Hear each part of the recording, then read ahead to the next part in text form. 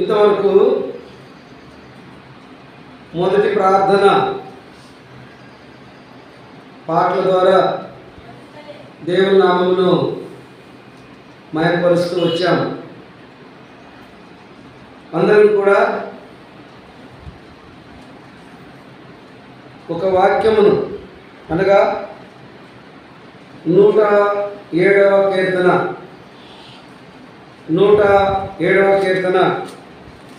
1-2 వచనాలు అందరం కలిసి చదువుకుందాం. ఒకరు చదువుగా విశేషంగా అందరూ పలికడానికి ప్రయత్నం చేద్దాం.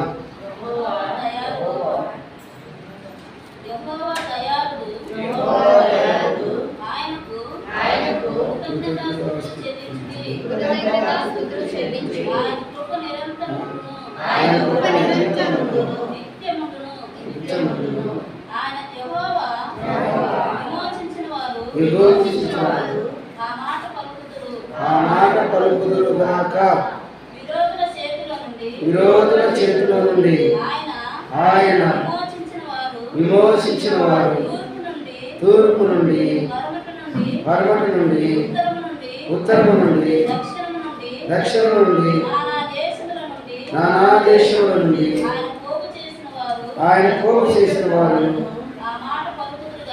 ఆ మాట పలుకుదురుగా. చాలు.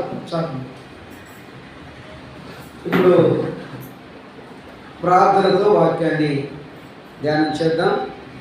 అందరూ ప్రార్థనలో ఏకీభవించండి. కృపా సత్య సంపూర్ణమైన దేవాన్ని పొందనాలు, స్తోత్రాలు.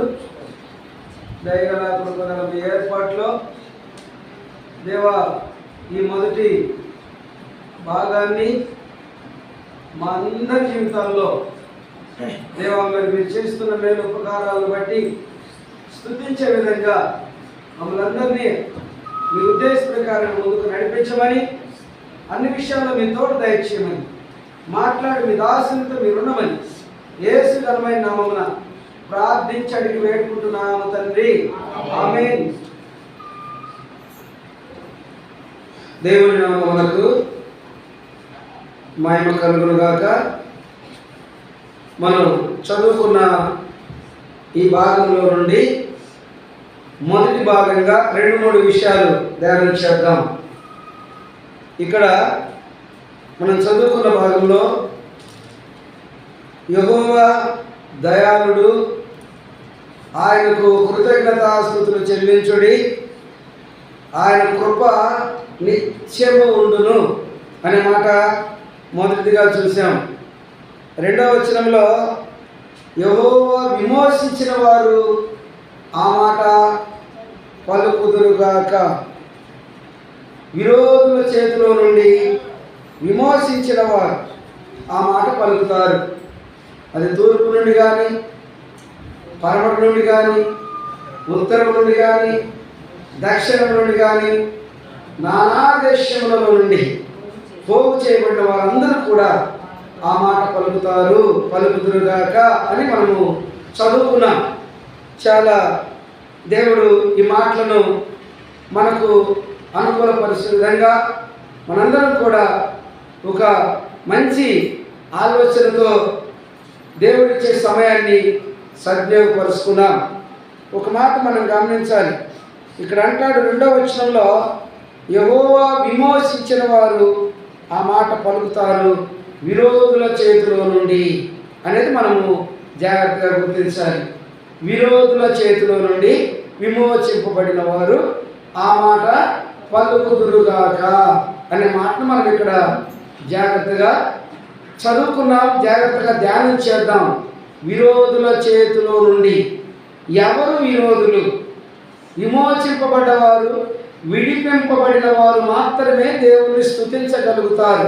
మిగతా వారందరూ స్తుతించుట అంత యోగ్యమైన రీతిలో ఉండదు. ఎందుకంటే అనేకులు స్తుతిస్తారు కానీ విమోచింపబడకుండా స్తుతిస్తారనేది మనకు అర్థమవుతుంది బైబిల్లో. విరోధుల చేతిలో నుండి విమోచింపబడిన వారు ఆ మాట పలుకుదురుగాక. విరోధుల చేతిలో నుండి ఎవరు విరోధులు అని మనం జాగ్రత్తగా ఒక్కసారి మనం పరిశీలన చేసినట్లయితే గలతీయులకు రాసిన పత్రిక 5వ అధ్యాయము 16వ వచనాన్ని చూడండి. గలతీయులకు రాసిన పత్రిక 5వ అధ్యాయము 16వ వచనం. నేను చెప్పినదేమనగా ఆత్మానుసారముగా నడుచుకొనుడి, అప్పుడు మీరు శరీరేచ్ఛను నెరవేర్చరు. శరీరము ఆత్మకును ఆత్మ శరీరమునకును విరోధముగా ఆపేక్షిస్తున్నవి. ఇది మొట్టమొదటి విరోధం. విరోధుల చేతిలో నుండి విమోచింపబడుట. ఎవరో విరోధి కాదు, నీ శరీరమే, నా శరీరమే, మన శరీరమే ఎవరికి వారికి విరోధము. ఈ విరోధం నుండి విడిపింపబడినామా లేదా? శరీరం అనేటువంటి విరోధము నుండి విడిపింపబడకపోతే, శరీరం నుండి విడిపింపబడకపోతే, శరీరం నుండి విడిపింపబడకపోతే ఆరాధించలేవు, విమోచించలేవు కదా. ఆరాధించలేవు, విమోచించలేవు. ఈ విషయాన్ని జాగ్రత్తగా గుర్తించాలి. అర్థమవుతున్నాయి మాటలు? విరోధుల చేతిలో నుండి ఎవరి శరీరం వారికి విరోధి. ఎవరి శరీరము వారికే విరోధి. ఈ విరోధి నుండి విడిపింపబడ్డామా? రోమా 8:12. కాబట్టి సహోదరులారా శరీరానుసారముగా ప్రవర్తించుటకు ఎందుకో తెలిసిన, శరీరం నుండి దేవుడు నిన్ను విడిపించాడు, విమోచించాడు కనుక ఇక నీవు నేను ఎవరైనా సరే దేవుని ఎరిగినామని చెప్పుకునేవారు వారు ఎవరైనా సరే వారు శరీరంగా ప్రవర్తించుటకు వారు శరీరానికి రుణస్థులు కారు. ఎందుకో తెలుసిన, మీరు విలువ పెట్టి కొనబడ్డవారు కనుక మీ దేహముతో దేవుని మయంపరచండి. మీ దేహమనగా ఈ మట్టి అయినా ఈ శరీరం అనే ఈ దేహము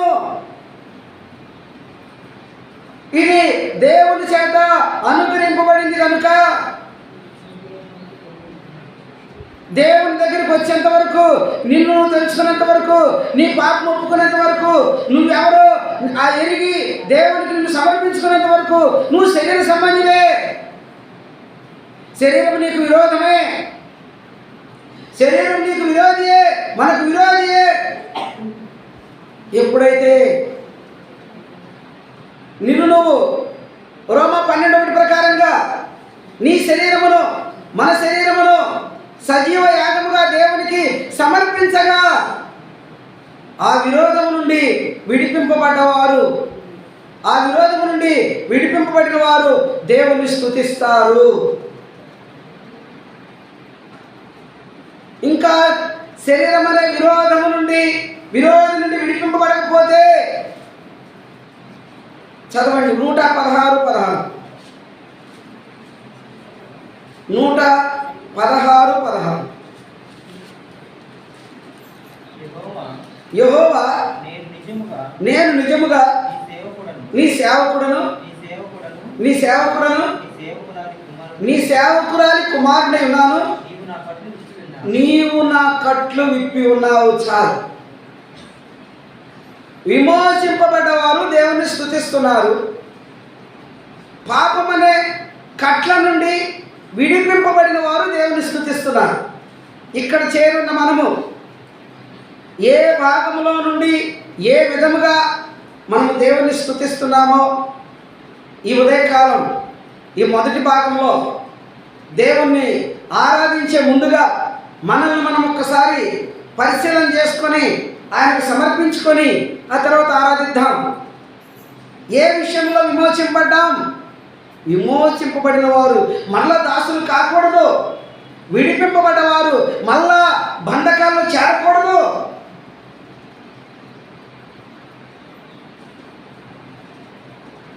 కదా, మళ్ళా బంధకాల్లో చేరకూడదు. ఆయన స్తుతిస్తారు. ఎలాగా? స్తుతి ఎక్కడి నుండి వస్తుంది? అది తెలవాలి ముందు.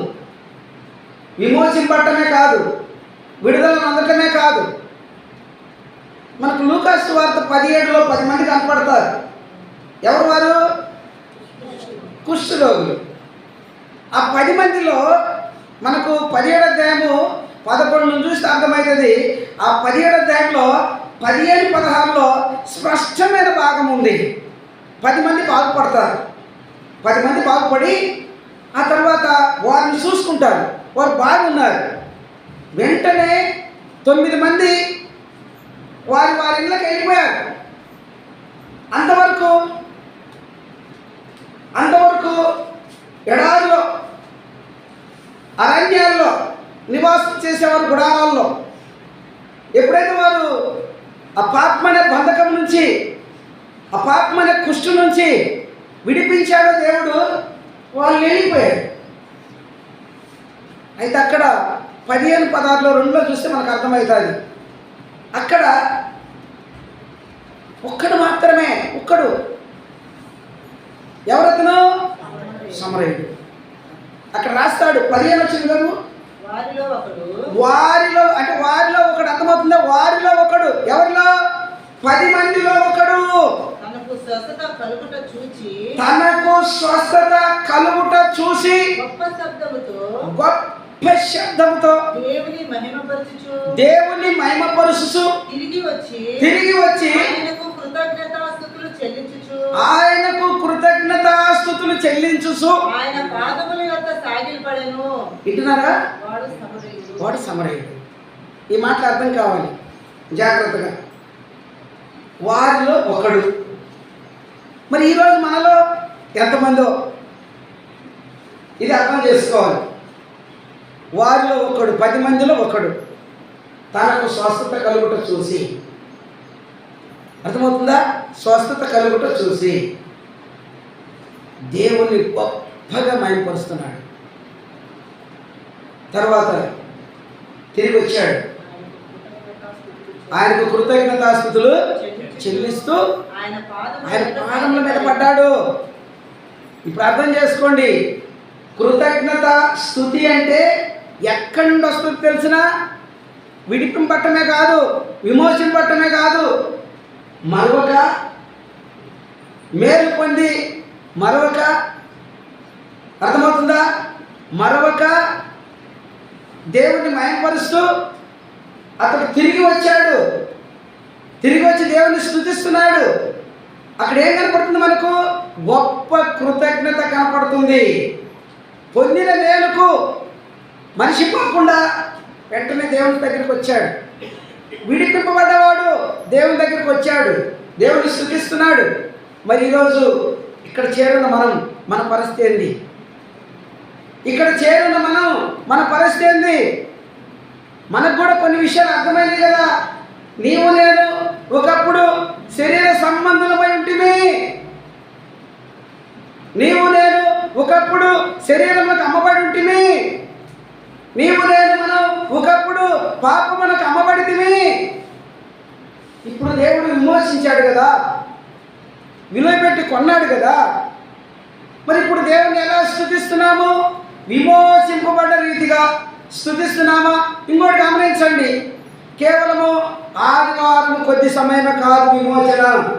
అది చాలా జాగ్రత్తగా ప్రతి మనిషి ఎరగాల్సి ఉంది. ఆదివారం 3 గంటల టైం మాత్రమే కృతజ్ఞత, ఆదివారం 3 గంటలు మాత్రమే విమోచన, ఆదివారం 3 గంటలు మాత్రమే విడుదల కాదు. విమోచింపబడ్డావా? ఇక మరలా ఎన్నడూ విమోచన పోగొట్టుకోకూడదు. విడిపింపబడ్డావా? ఎన్నడూ కూడా మరలా కృతజ్ఞత లేని వాడుగా జీవించకూడదు. అర్థమవుతుందా? నువ్వు విలువ పెట్టి కొనబడ్డావా? నిజంగా దేవునికి మహిమకరంగా యోగ్యంగా జీవించు. ఇది దేవుడు ఈ మొదటి సమయంలో ఆయన మనకు తెలియపరుస్తున్నటువంటి ఈ విషయాలు. కాబట్టి ప్రభువుని ప్రియమైన వారులారా, మనం చదువుకున్న 107వ కీర్తన 1-2 వచనాల్లో మనం చూసాం. 2వ వచనానికి 2 లైన్లో మనం చదువుకున్నాం, విరోధుల చేతి నుండి. అర్థమైందా? ఎవరు విరోధులు? ఒకటి, ఎవరు విరోధులు? మన శరీరమే. అర్థమైందా? గలతీ 5:16లో మనం చూసాం, మన శరీరమే మనకు విరోధి. వేరే వాళ్ళు కాదు, ఎవరో కాదు. ఆత్మకు శరీరము, శరీరం ఆత్మకును విరోధముగా అపేక్షిస్తున్నాయి. ఈ శరీర బంధకముల నుండి ముందుగా విమోచింపబడాల్సి ఉంది. విమోచింపబడ్డవారు దేవుని స్తుతిస్తున్నారు, విడుదల పొందిన వారు దేవుని స్తుతిస్తున్నారు. మరి మనం మన జీవితాల్లో కూడా స్తుతించే వారం ఉన్నామా లేదా? ఎలా స్తుతిస్తున్నాం? మాటలు జాగ్రత్తగా వింటే అర్థమవుతాయి, మాటలు వినలేకపోతే ఎవరికీ అర్థం కావు. ఈ విషయాలు గుర్తుపెట్టుకోండి. మాటలు జాగ్రత్తగా వినాల, దేవుని వాక్యం జాగ్రత్తగా వినాల. వినినప్పుడు కొంచెమన్నా హృదయం అనే ఇంటిలోనికి వెళితే కొద్దిగా అర్థమైంది.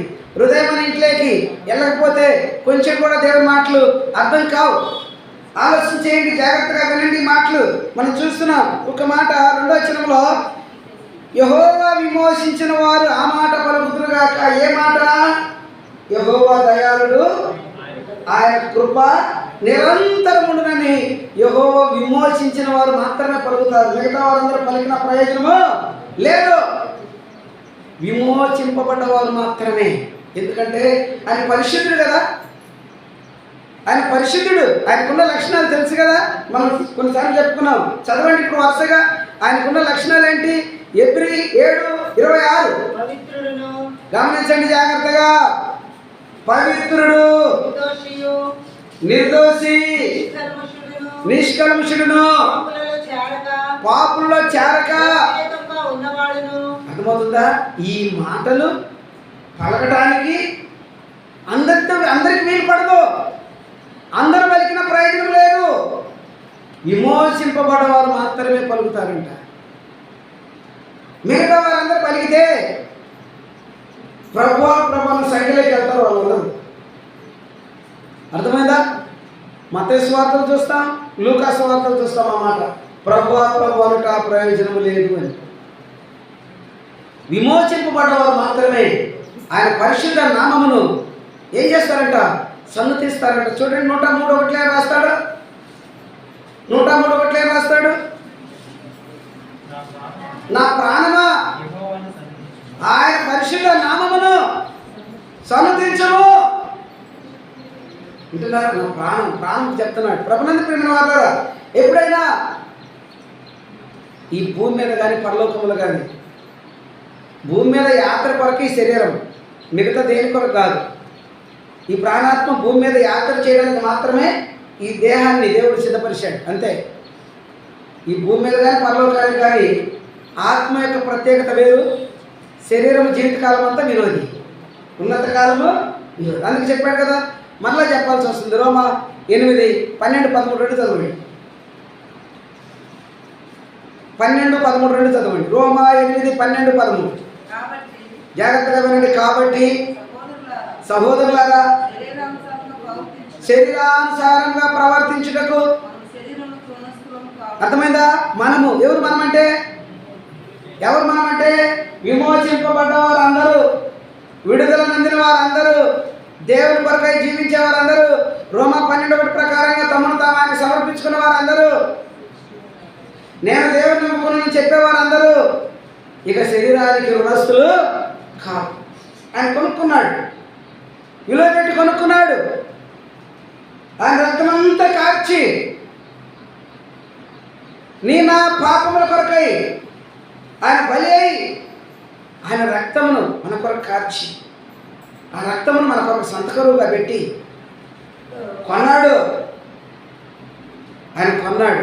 కాబట్టి ఇక నీవు నేను శరీరమునకు రుణస్థులము కాము. అది గుర్తుపెట్టుకోండి. శరీరానికి రుణస్థులము కాము కనుక శరీరపరమైనటువంటి విషయాలు గలతీ 6:19 నుంచి ఎన్ని ఉన్నాయో అవి మనము కలిగి ఉండకూడదు. మార్కు సువార్త 7:21 నుంచి ఎన్ని ఉన్నాయో అవి మనం కలిగి ఉండకూడదు. రోమిలకు రాసిన పత్రిక 1:28 నుంచి ఎన్ని ఉన్నాయో ఈ 3 స్థలాల్లో ఉన్న కార్యక్రమాలు ఏవి కూడా దేవుని పిల్లలుగా ఎంచబడే వారికి,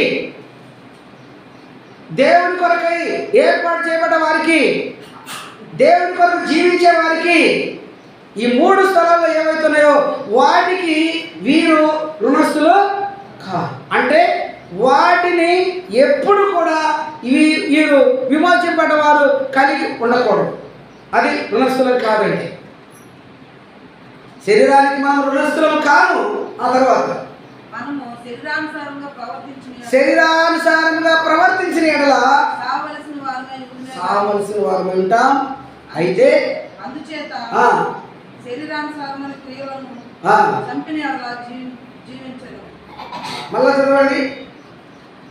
మనము శరీరానుసారంగా ప్రవర్తించిన ఎడల సావలసిన వారమే ముందురు గాని ఆత్మచేత శరీర క్రియలను చంపిన ఎడల మనము జీవిస్తాం. అది అర్థమైందా? ఆత్మచేత శరీర క్రియలను చంపిన ఎడల మనము జీవిస్తాం. ఇది ఈ మొదటి భాగంలో మరి మనందరం కలిగి ఉండాల్సినటువంటి విషయాలు ఏంటి అంటే, ఈ ఆరాధించడానికి, దేవుని మహిమపరచడానికి, దేవుని స్తుతించడానికి మొదటిగా మనకు ఉండాల్సిన లక్షణాలు ఏంటో మనం చూసేటప్పుడు శరీరానుసారంగా ప్రవర్తించకూడదు, శరీరానికి రుణస్థులం కాము, శరీరమును మనము దేవునికి మనల్ని సమర్పించుకున్నాం అని పరిశుద్ధుడు, విడిపింపడ్డాం కాబట్టి మళ్ళీ ఇక ఏ బంధకంలో చిక్కుకొనకూడదు. శరీరపరమైనటువంటి 3 భాగాల్లో ఉన్న విషయాల్లో మనం దేనికి రుణస్థులము కాము. ఈ విషయాన్ని గమనించి మనం ఆరాధించడానికి ముందుకు వచ్చాము. అన్నిటికంటే ముఖ్యంగా వ్రాయబడ్డ మాట, కృతజ్ఞత జీవితము కలిగి మాత్రమే దేవుని స్తుతిస్తారు. ఎందుకంటే 107వ కీర్తన 15వ వచనంలో రాస్తాడు, యెహోవా ఆయన కృపను బట్టి నరులకు ఆయన చేయు ఆశ్చర్య కార్యములను బట్టి వారు యెహోవాకు. ఇప్పుడు గమనిస్తున్నారా? 116:16లో దేవుడు అక్కడ ఒక కార్యం చేశాడు. ఒక మనుషుడు బంధింపడి ఉండగా, పాపపు కట్లలో బంధింపడి ఉండగా విడిపించాడు. ఆయన చేసిన కార్యమే. అలాగా 10 మంది కుష్ఠవ్యాధితో పడి ఉండగా 10 మందిని శుద్ధులుగా చేశాడు. కానీ వారిలో ఒకడు మాత్రమే కృతజ్ఞత కలిగి దేవుని స్తుతిస్తూ ఉన్నాడు. కృతజ్ఞతలో నుండే స్తుతి వస్తుంది. మనకున్న ధనంలో నుంచి, లేదా మనం కలిగి ఉన్న గొప్పతనాల్లో నుంచి స్తుతి రాదు. కృతజ్ఞతలో నుండే దేవునికి స్తుతి వస్తుంది. స్తుతి కృతజ్ఞతలో పుడుతుంది. అర్థమవుతుందా? గొప్ప శబ్దంతో దేవుని మహిమపరుస్తూ కృతజ్ఞతాస్తుతులు చెల్లిస్తూ ఆయన పాదముల మీద పడ్డాడు, సాగిల పడ్డాడు. దీనత్వానికి సాదృశ్యం సాగిల పడుట. పాదములు అతుకుంటున్నాడు. కృతజ్ఞతలో మొదటి భాగం సాగిల పట్టమంటే దీనత్వం. ఈ కార్యం మన జీవితాల్లో ఎప్పుడైనా జరిగిందా లేదా? జరుగుతుందా లేదా? ఏదో సంవత్సరానికి 6 నెలలకు 3 నెలలకు ఒకసారి కాదు, నిత్యము, ఎల్లప్పుడూ ఎడతెగకూడదు. ఎల్లప్పుడూ ఆ కృతజ్ఞత మనకు తెలుసు కదా. కృతజ్ఞత వచనమే మీరు ఉచ్చరింపాలి, కానీ ఇంకేమైనా భూతులైనను సరస్వతులైనను మీరు ఉచ్చరించకూడదు. ఎందుకంటే మీరు శరీరానికి రుణస్థులు కారు. శరీరము దాని ఆశను తన క్రియలతో కూడా సిలువ ఎక్కించారు కదా. మీ విరోధిని సిలువ ఎక్కించారు కదా. మళ్ళా ఆ విరోధి మన పైన అధికారం వహించకూడదు. కాబట్టి మనము దేవుణ్ణి స్తుతించే ఆ స్తుతి, ఆరాధన ఎక్కడి నుండి అంటే విమోచింపబడిన దానిలో నుండి, విమోచింపబడుట్లో నుండి, విడిపింపబడుట్లో నుంచి ఆ కృతజ్ఞత స్తుతి వస్తుంది. ఈ విషయాన్ని ఎప్పుడు కూడా ఎవరు ఎన్నడూ మర్చిపోవద్దని ప్రభుత్వం మనం చేస్తున్నాను. ఆ కృతజ్ఞత స్తుతి కూడా, స్తుతి చెల్లిస్తున్నానని పలకడానికి అర్హత కావాలని ఇక్కడ మనం చూసాం. విరోధుల చేతిలో నుండి విమోచింపబడ్డవారు మాత్రమే ఆ మాట పలుకుదురుగాక. విరోధుల చేతిలో నుండి విమోచింపబడ్డవారు మాత్రమే ఆ మాట పలుకుదురుగాక. బంధింపబడి పలకలుగుతారా? మేలు లేకుండా పలకలుగుతారా? విడుదల లేకుండా పలకలుగుతారా? విమోచన లేకుండా పలకగలుగుతారా? అలా ఒకవేళ పలుకుతా ఉన్న అనుభవాలు ఉంటే వారందరి అనుభవాలు కూడా ఆధ్యాత్మికమైనవి కావు. వారందరి అనుభవాలు, అట్టివారి అనుభవాలు అందరూ కూడా కయ్యూని సంఖ్యలో చేరతాయి. కాబట్టి గుర్తుపెట్టుకోనండి, మన దేహాన్ని దేవుడు మనకిచ్చాడు, మన దేహమును దేవుడు మనకిచ్చాడు. ఇది శరీరానికి కాదు, ఆత్మకు, ఆత్మానుసారంగా జీవించడానికి. అక్కడ రాస్తాడు రోమాలో, ఆత్మానుసారంగా శరీర క్రియలను చంపిన ఎడల అప్పుడు మీరు జీవిస్తారు.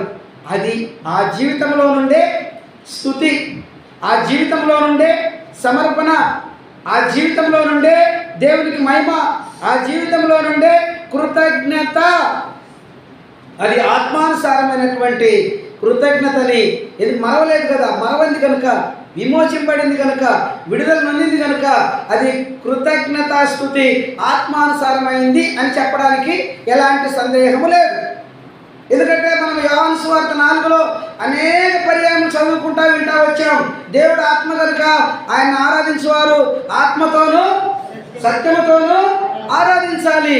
ఆత్మ ఎక్కడి నుండి ఆరంభిస్తుందంటే కృతజ్ఞతలో నుండి ఆరంభిస్తుంది. గర్విష్ఠలో నుండి, శరీరతనములో నుండి, పాపములో నుండి ఆరంభించదు, కృతజ్ఞతలో నుండి ఆరంభిస్తుంది. ఆత్మతోనూ సత్యముతోనూ. కృతజ్ఞత గలవాడు దేవుని సంబంధి, సత్యమును అనుసరించిన వాడు దేవుని సంబంధి. అట్టివాడు మాత్రమే ఆరాధిస్తే అది దేవునికి మహిమ. ఆ ఆరాధనే ఆయన అంగీకరించేవాడుగా ఉన్నాడు. అదే కదా మనం ఇప్పుడు ఆకరణ చేస్తాం. ఏమని? నా స్తుతి ఆరాధన నా జీవఫలము యేసు నామమున మీకే సమర్పిస్తున్నాం తండ్రి అంటాను. చూడండి, అది ఆ సమర్పణ ఈ వారములో జీవించిన జీవితం కదా. ఆధ్యాత్మికంగా ఈ వారములో జీవించిన జీవితమే ఆ సమర్పణ. అదే ఆయన అంగీకరించేవాడుగా ఉన్నాడు. కాబట్టి మనల్ని విమోచించకుండా ఆయన మనకేం చెప్పలేదు, మనల్ని విమోచింపకుండా ఆయన ఏం చెప్పలేదు మనకి. గుర్తుపెట్టుకోండి, ప్రతి ఒక్కరు ఎరగాల్సిన సత్యం.